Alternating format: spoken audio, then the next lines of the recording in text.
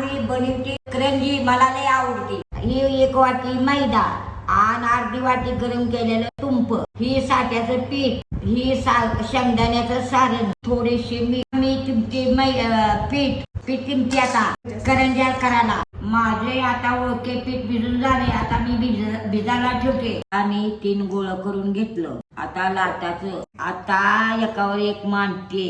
साठ्याचं पीठ लावून घेतले. आता ह्याच्यावर तुंप टाकते. गोल करून घेतले. दाबत दाबत आता कट करते. लाटून घेतले. सारण काही भरायला आले.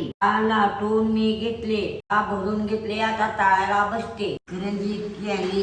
आता तळायला आली. वाव, पोटानं खायची करंजी केली. कसली ब्रँडेड ग? बाळावणी माझ्या पद्धतीने मी केली. आवडली का रे बाळा? हो, खूप आवडली. बाळावणी तुम्हाला आवडली का रे? माझ्या व्हिडिओला फॉलो करा, लाईक करा, शेअर करा.